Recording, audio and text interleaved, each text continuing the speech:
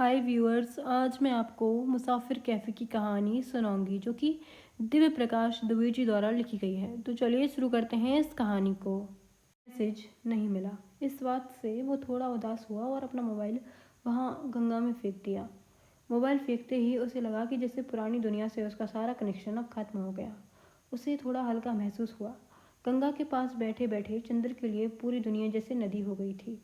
Mobile फेंकते ही उसको लगा कि सब कुछ बह गया। गंगा का पानी बहुत ठंडा था और चंद्र के अंदर सब कुछ जल रहा था। हर की पैंडी घाट पर बैठकर चंद्र को मुंबई की समंदर की रेत की बहुत याद आई। जब चंद्र को मुंबई की समंदर की रेत की याद आ रही थी तो सुधा की याद भी आकर इन यादों में घुलती जा रही थी। सुबह होने पर चंद्र पास के एक आश्रम में गया। वहाँ रजिस्ट्रेशन कराने के बाद अपने कमरे में जाकर सोने की कोशिश की। आश्रम में सुबह शाम 2 बार ध्यान होता था, जिसमें हर रुकने वाले को जाना ज़रूरी था। 2-3 घंटे बाद ही उसको ध्यान करने के लिए उठा दिया गया। नहाकर नाश्ता करके चंद्र ध्यान वाले कमरे में पहुंचा। वहाँ पर कोई गुरुजी आत्मा परमात्मा के बारे में बता रहे थे। जब अपनी अंदर खाली होता है तो आत्मा परमात्मा की बातें कितनी बकवास लग सकती हैं, उसको यह एहसास उसी दिन हुआ। चंद्र का मन किसी भी बात में लग नहीं रहा था। उसे बार बार लग रहा था 5 दिन में वो लौट जाएगा। किसी तरह उसने 2 घंटे ध्यान में बैठने का नाटक किया। जिस ढर्रे पे जिंदगी चला करती है उसमें किसी को नाटक करना सीखने के लिए कोई ट्रेनिंग लेने की ज़रूरत नहीं होती। हर कोई कभी ना कभी ज़िंदगी में ज़िंदगी का नाटक करता ही है। ये सब सोचते हुए चंद्र 2 घंटे तो नाटक सहन करता रहा, लेकिन उसके बाद वो झेल नहीं पाया। ज़िंदगी की सबसे अच्छी बात यही है कि वो रह रहकर हमारी उदासियों और बेचैनियों के बहाने हमें नींद से जगाती रहती है। चंद्र मन ही मन बुदबुदाया कि भगवान भी बहुत बड़े नाटक का छोटा सा हिस्सा है। ये सोचकर वो अभी मन ही मन खुश हो रहा था कि इतने में गुरुजी की धुंधली आवाज़ सुनाई पड़ी। ऐसे ही रोज़ 2 घंटे परमात्मा को दीजिए, एक दिन आनंद आएगा। चंद्र ने वहाँ 7-8 दिन रुककर आनंद के आने का बेसब्री से इंतज़ार किया। इस बीच उसको बार बार लगा कि वो लौट जाए, लेकिन वो लौट कर फिर से वैसे शुरू करना नहीं चाहता था। हर बीतते दिन के साथ उसकी बेचैनी बढ़ती जा रही थी। दुनिया में तमाम चीज़ों जैसे भगवान भी एक तरह का एडजस्टमेंट है जो लोग अपने कंफर्ट के हिसाब से कर लेते हैं। चंद्र ये एडजस्टमेंट सुधा के साथ भी नहीं कर पाया था, तो वो भगवान के साथ क्यों करे। ये सोचकर वो अपना सामान उठाकर बस स्टैंड पहुंच गया। हमारी असली यात्रा उस दिन शुरू होती है जिस दिन हमारी दुनिया की हर चीज़ से, हर रिश्ते से भगवान पर से विश्वास उठ जाता है, और उस यात्रा दिन ख़त्म होती है जिस दिन ये सारे विश्वास लौट कर हमें गले लगा लेते हैं। हम सब केवल किसी न किसी चीज़ में विश्वास करना सीखने के लिए पैदा होते हैं। भटकना मंजिल की पहली आहट है। कोई सही से भटक ही ले तो भी बहुत कुछ पा सकता है। सच्ची आज़ादी का कुल मतलब अपनी मर्जी से भटकना है। गूगल मैप से चलने वाले अक्सर गलत मोड़ ले लेते हैं।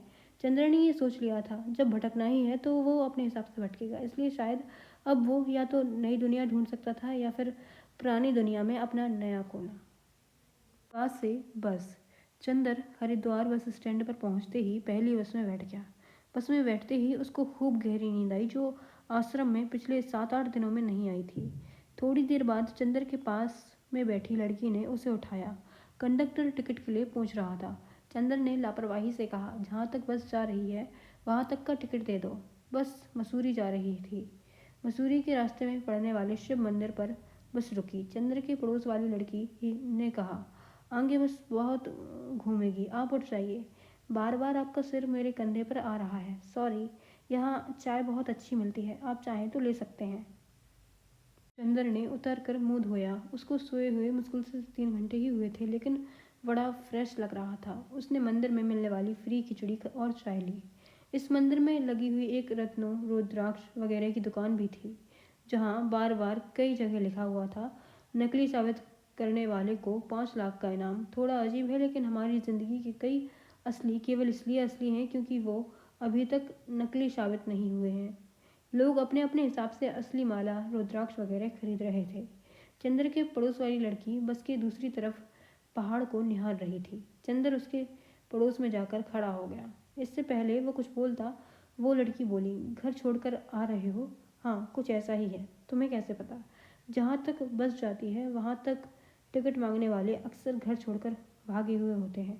घर तो छोड़ा है मैंने, लेकिन भागा नहीं हूँ। तुम भी घर छोड़कर निकली हो क्या? हाँ, 3 साल हो गए।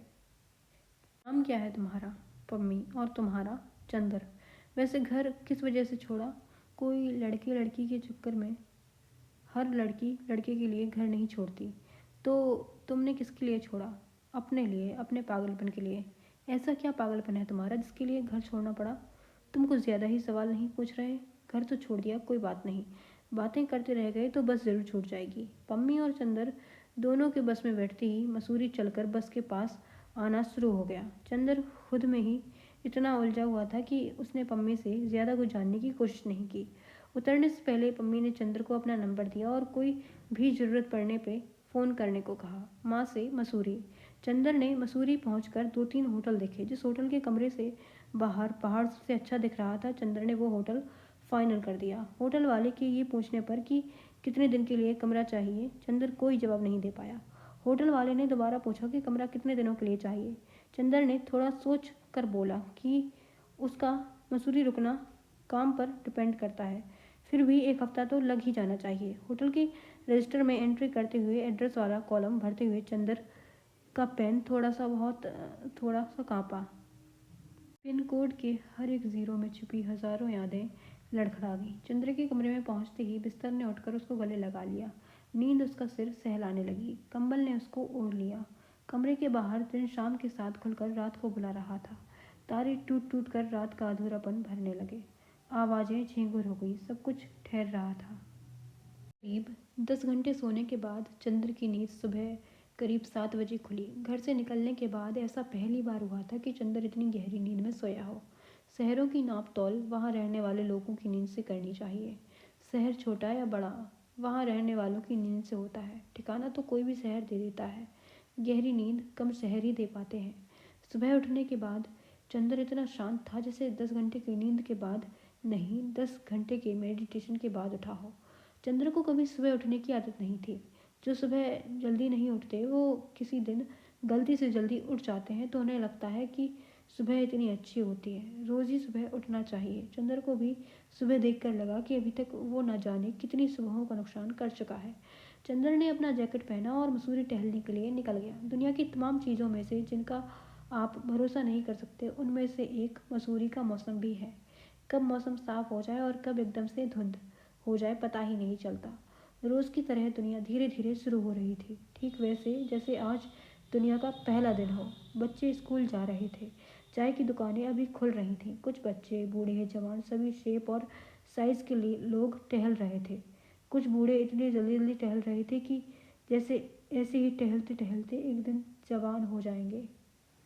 अंकल आंटी लोग वहीं बेंच पर बैठकर अनुलोम विलोम कर रहे थे। उधर चाय की दुकान के पास कुछ लोग अखबार पर आंख गड़ाए हुए थे। अपनी शादी के सालों की लंबाई के हिसाब से सड़कों पर दिखने वाले कपल्स के बीच की दूरी नापी जा सकती थी। थोड़ा ही आगे चलने पर चंद्र को हनीमून इन होटल दिखा। होटल देखकर सुधा की याद आई, फिर सुधा की बात भी याद आई, फिर सुधा के साथ बिताया टाइम, फिर सुधा की जिद भी याद आई। और सड़क पर खड़े खड़े एक ही मिनट में चंद्र हनीमून इन के सामने फिर से एक बार अकेला हो गया।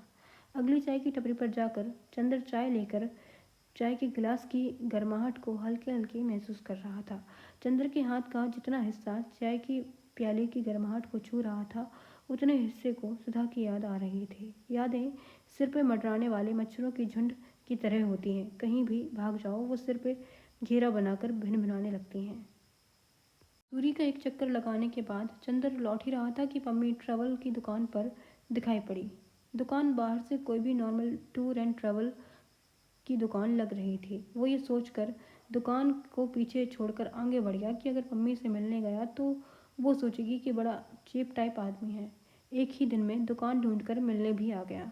चंद्र को मसूरी की ठंड और ठंड में मिले हुए कोहरे को महसूस करते हुए पता ही नहीं चला कि कब 2 घंटे बीत गए। चंद्र को मुंबई की ट्रैफिक की इतनी आदत हो चुकी थी कि मसूरी की सड़कें उसको गोद जैसी लगी। मुंबई की सड़कों पर सुकून नहीं मिला और मसूरी की हर चीज़ में उसको सुकून दिख रहा था। ऐसा शायद वहाँ रहने वालों के साथ ना होता हो, लेकिन चंद्र की आंखों में अभी भी मुंबई की सड़कों की बेचैनी अटकी हुई थी। सभी का अपना एक फेवरेट शहर होता है जहाँ हम रिटायर होने के बाद रहना चाहते हैं। कमाल की बात है कि हम उस शहर का पता जानने के बाद भी कभी वहाँ पहुँच नहीं पाते। अगर ज़िंदगी के पते पर पहुँचना इतना आसान होता तो ज़िंदगी की औकात 2 नंबर के जीके के सवाल भर की होती।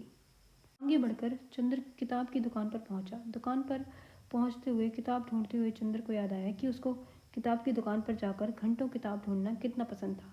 कैसे वो किताब की दुकान पर घंटों टाइम बिता दिया करता था। कई बातें जो हमें बहुत अच्छी लगती हैं वो हम पता नहीं कैसे एक दिन भूल जाते हैं। दुकान पर करीब 2 घंटे बिताने के बाद उसने कुल 8 से 10 किताबें खरीदी, जिसमें रस्किन बॉन्ड की 2 किताबें, मनोहर श्याम जोशी की टाटा प्रोफेसर, आगे की शेखर एक जीवनी, विनोद कुमार शुक्ल की दीवार में एक खिड़की रहती थी, भगवती चरण वर्मा की चित्रलेखा, धर्मवीर भारती की गुनाहों का देवता और सुरेंद्र वर्मा की मुझे चांद चाहिए थी। दुकानदार ने चंद्र को इतनी किताबें खरीदते देख कुछ नई किताबें सजेस्ट किया, और लेकिन चंद्र ने दुकानदार की बात पर कुछ खास ध्यान नहीं दिया। लोग कहते हैं कि किताबें दोस्त होती हैं। चंद्र अपने कुछ पुराने दोस्त पाकर खुश था। असल में किताबें दोस्त तब बनती हैं जब हम सालों बाद उन्हें पहली बार की तरह छूते हैं। किताबें खोलकर अपनी पुरानी अंडरलाइंस को ढूंढ ढूंढ कर छूने की कोशिश करते हैं। किसी को समझना हो तो उसके सेल्फ में लगी किताबों को देख लेना चाहिए। किसी की आत्मा समझनी हो तो उन किताबों में लगी अंडरलाइन को पढ़ना चाहिए। चंद्र को किताबें खरीदने में करीब 11:30 बज गए। उसे अब थोड़ी थोड़ी भूख लगनी शुरू हो गई थी। वो किताब की दुकान के पास ही एक कैफ़े में जाकर बैठ गया। कैफ़े साइज में बड़ा था, लेकिन कैफ़े का मेन्यू छोटा सा था। मुश्किल से 3-4 टेबल मेन्यू में बस 3-4 तरह के पराठे, 1-2 तरह के सैंडविच और चाय, कॉफ़ी, नींबू पानी, बस इतना ही मिलता था कैफ़े में। इक्का दुक्का टूरिस्ट बीच बीच में आलू गोभी पनीर के पराठे खाने आते रहते थे। चंदर ने पराठे और चाय ऑर्डर करके किताबें पलटना शुरू कर दिया। किताब पलटते पढ़ते करीब 1 घंटा बीत गया। शहर छोटा हो तो दिन बड़े हो जाते हैं। चंदर आराम से किताब पढ़ने में मशगूल हो गया।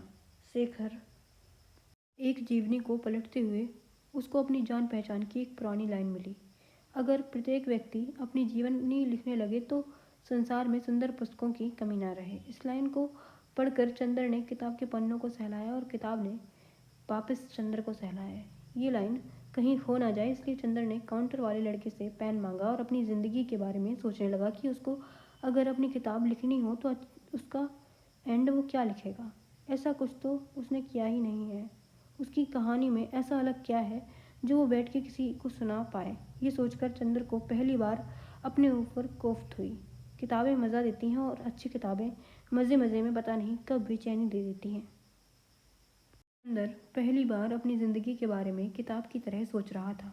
दिमाग पर बहुत ज़ोर डालने के बाद भी उसे समझ नहीं आया कि उसकी कहानी का एंड क्या है, उसको पहुंचना कहाँ है, वो करना क्या चाहता है।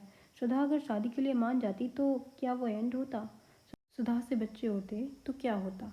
उसके बच्चे बड़ा होकर बहुत अच्छा करते, क्या वो एंड होता? ऑफिस में अपने दोस्तों जैसे 2-3 घर बुक करवा लेता, क्या वो एंड होता?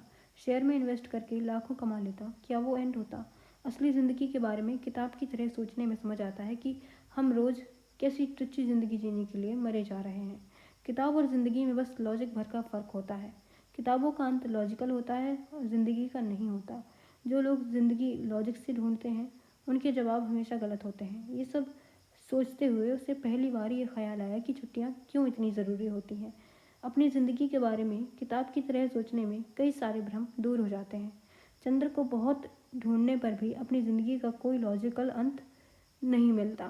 उसने थक कर अपनी ज़िंदगी के अंत के बारे में सोचना बंद कर दिया और एक और चाय का ऑर्डर दे दिया। चाय की चुस्की में जैसे पुराने दिन घुले हुए होते हैं। हर एक चुस्की के साथ पुराने दिन उसके अंदर उतर कर उसको बेचैन करने लगे।